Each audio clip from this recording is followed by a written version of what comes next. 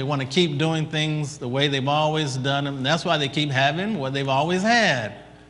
You want something you've never had, you got to do something you've never done. You got to make change. You got to be willing to change. You have to be flexible. You have to be adaptable. You got to be willing to change. You got to be willing to change. Number 3, we're talking about going for the best. So I'm trying to give you some things to help you to go for the best in life. Number 3, set goals. Set goals. The Apostle Paul talked about that in 1 Corinthians chapter 9. We read it there, verse 24, about winning the prize. That's the goal. That is the goal. In other words, he's saying you have to set goals. You have to set goals. Now, I shared some things with you last time about goals. I'll go over them briefly. Goals stretch us. Goals cause us to achieve more. Goals keep us motivated. Goals help us prioritize. Goals give us focus. Goals give us purposeful existence. Goals help us or enable us to evaluate our progress. Goals bring reality to our vision. Goals help us plan ahead. So goals are vital. They're vital to our having the best and going for the best. You must set goals.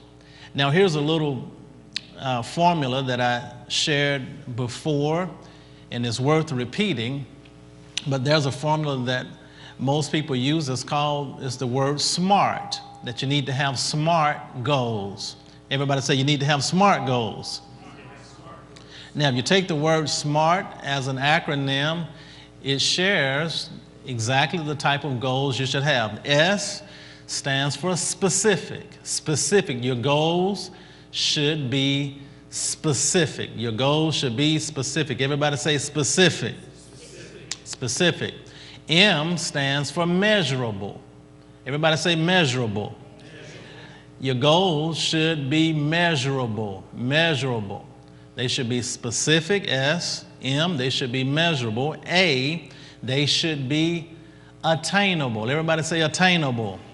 That means realistic. You know, your goals should be realistic. Pastor Nathaniel said at one time he wanted to be heavyweight boxing champion of the world, but he realized that is not realistic.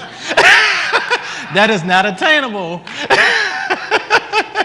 Man, I mean, don't get me wrong. You know, there is a slight chance he could pull it off, but you don't want to. You don't want your odds stacked that far against you.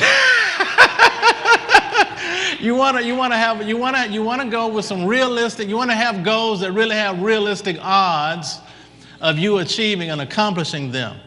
So your goals should be specific. They should be measurable. They should be attainable. So you don't want to have something that's so far out there that, you're just in nobody's land. It's a fairy tale. They should be attainable. Something that with hard work and with discipline and, that you can pull off, that you can do it if you really buckle down and give yourself the discipline and hard work. So it need to be attainable. So everybody say attainable. And R stands for, and this is not alphabetically correct, but phonetically it is. R, I believe, your goal should be written. Written. Your goals should be written. Everybody say written. It was an interesting study done in the USA Today in 2003. They found that people who made New Year's resolutions and did not write them down, only 4% followed through on their New Year's resolutions. However, those who wrote their goals down at New Year's, they found that 46% followed through. The only difference was this group of people wrote them down. There's a great power in just writing it down. They did nothing else different. One group just had resolutions, only 4% followed through. The other group had resolutions, but they wrote them down, 46%. So your results are multiplied by, I think it's about 1,100% simply by writing it down. You increase your odds by 1,100% when you write your goals down. That's powerful. That is powerful. Turn to your neighbor and say, write them down. So S is specific, M is measurable, A is attainable, R is written. Even though it's not alphabetically correct, it is phonetically correct, so R is written. T is timetable. Your goals should have a timetable. Should have a timetable. Should have a start and a finish date. Something that you can measure there, a timetable. S-M-A-R-T. Your goals should be SMART. Now here's something that I learned from my, I want to say my good friend, but I've actually never read it, never met him, Brian Tracy. But he shares something, a powerful principle about goal setting that I picked up that I really like. He says, always write your goals in present tense. Present tense. Meaning, you know, don't say, I will earn X number of dollars. Say, I am earning X number of dollars by such and such date. Always put your goals in present tense. That does something subconsciously. That activates you in your subconscious mind when you put it in the present tense. So don't say that I'm going to lose so many pounds. No, say I weigh X number of pounds by such and such date. Always put your goals in present tense. That activates something on the inside of you. So when you say that, in your spirit, man, or in your subconscious, you're already activating, you're already seeing yourself at that weight, or you're already seeing yourself earning that amount. So always put your goals in present tense. Present tense. Always put your goals in present tense. Always make your goals personal. So always use the word I will weigh, or I weigh, or I earn. Always make them personal and always put them in present tense. And so don't use, you know, if you're trying to stop smoking, don't say I will quit smoking. Say I am a non-smoker by such and such date. So you always put it in present tense. You always keep it positive, and you always keep it personal. Those are something I picked up from Brian Tracy. He calls it the 3P formula. Present. Everybody say present. Present tense. Keep it positive. Everybody say positive. And then you keep it personal. Everybody say personal. So keep it present tense. Keep it positive language. And keep it personal. Here's some other keys to help you with your goals. Number one, decide exactly what you want. When you set your goals, decide exactly what you want. Number two, write it down. Number three, set a deadline.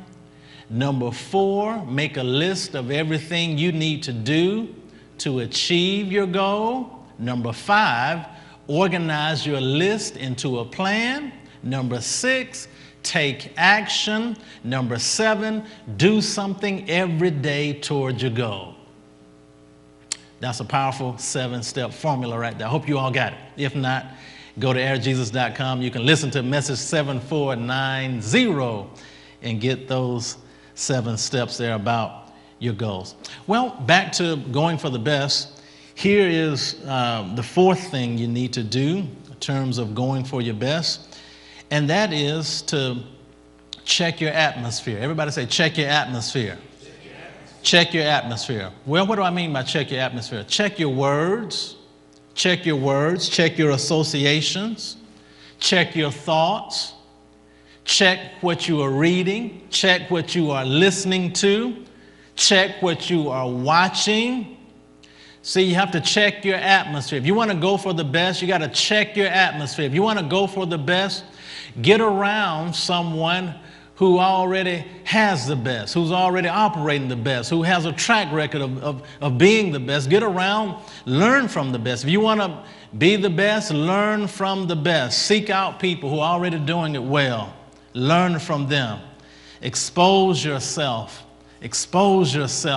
to excellence. This broadens your mind, broadens your horizons. This broadens and expands your thinking.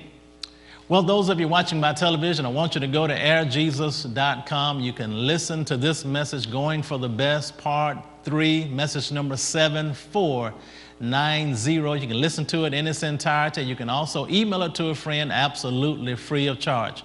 Thank you so much for joining us today at Brothers of the Word, because, brother, you need the Word. Hallelujah. Brothers of the Word, where the voice of God is heard.